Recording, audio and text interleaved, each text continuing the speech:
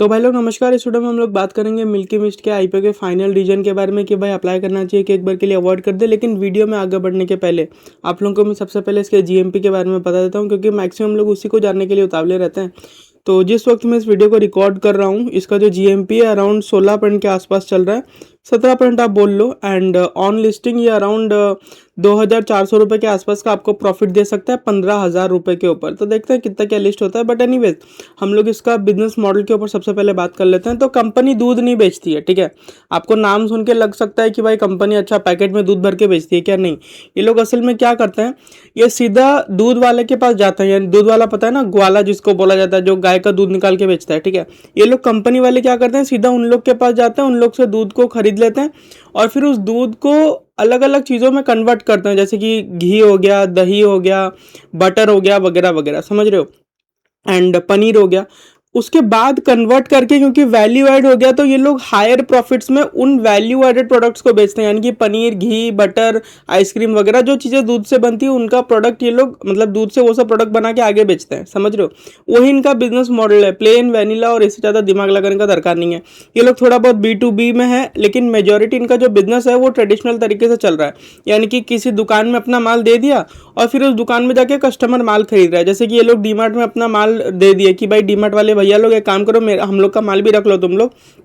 तो डीमार्ट इन लोग का चीज़, बटर, घी वो सब रख लेगा और कस्टमर्स आएंगे डीमार्ट से खरीद के ले जाएंगे। ये तो ट्रेडिशनल बिजनेस जैसे चलते थे उसी हिसाब का इन लोग का मामला है। एंड B2B से इन लोग का जो रेवेन्यू है 9% के आसपास आता है। ऐसा नहीं कि लोग B2B नहीं करते हैं, लेकिन वहाँ से रेवेन्यू बहुत कम आता है। मेजोरिटी रेवेन्यू आप बोल सकते हो B2C है ये लोग, बट ट्रेडिशनल तरीके से।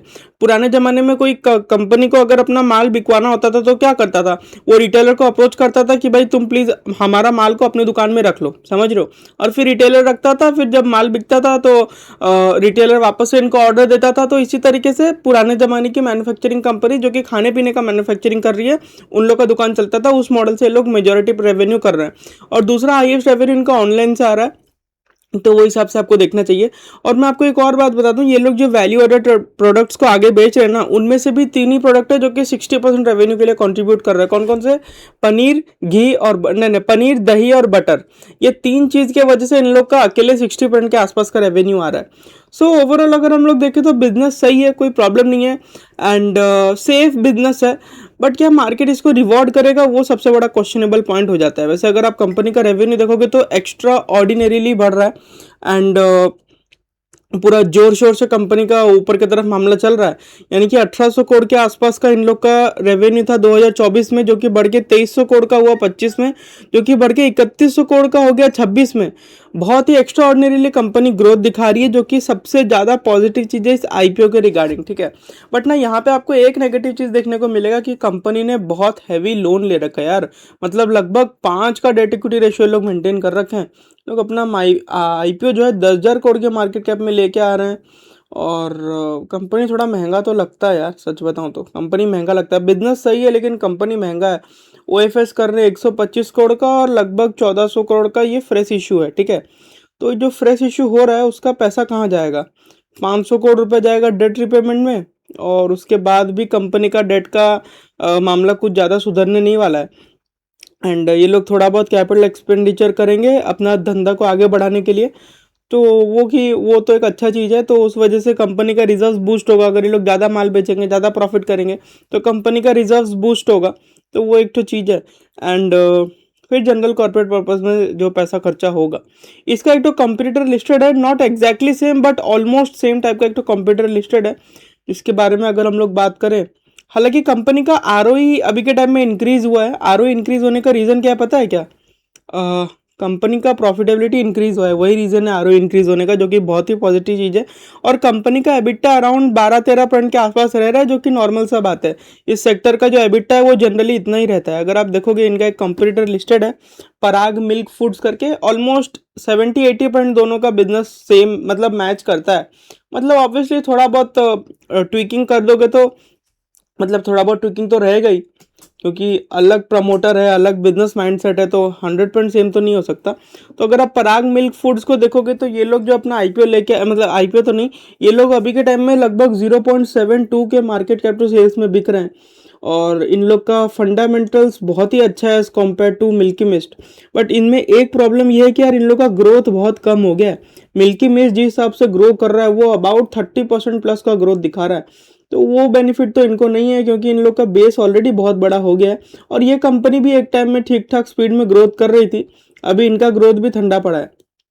एंड अगर आप देखोगे तो फंडामेंटली ये कंपनी ज़्यादा बेहतर है as compare to Milky mist.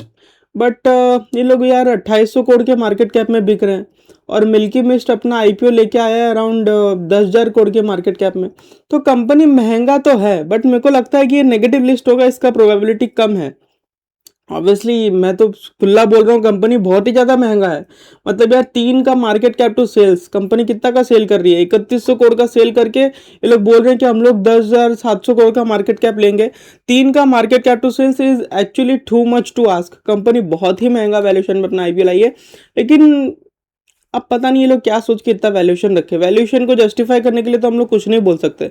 इतना भी ज़्यादा ग्रोथ नहीं है कि भाई तुम सीधा ही 3 गुना वैल्यूएशन मांग लो। बेच तो तुम भी दूध का प्रोडक्ट ही रहे हो ना, ऐसा कौन सा तुम हाथी घोड़ा बेच रहे हो। और अगर आप इनका भी ऑपरेटिंग मार्जिन देखोगे तो हाँ, ये एक तो बेनिफिट आप बोल सकते हो कि मिल्की मिस्ट को मिलेगा, क्योंकि इसका जो कॉम्पिटिटर है उसका ऑपरेटिंग मार्जिन का तो पूरा ही अवस्था खराब हो रखा है। ये 5-7% के आसपास का ऑपरेटिंग मार्जिन कर रहा है, जबकि मिल्की मिस्ट जो है अराउंड 12% के आसपास का ऑपरेटिंग मार्जिन कर रहा है, 12-13% के आसपास का ऑपरेटिंग मार्जिन कर रहा है।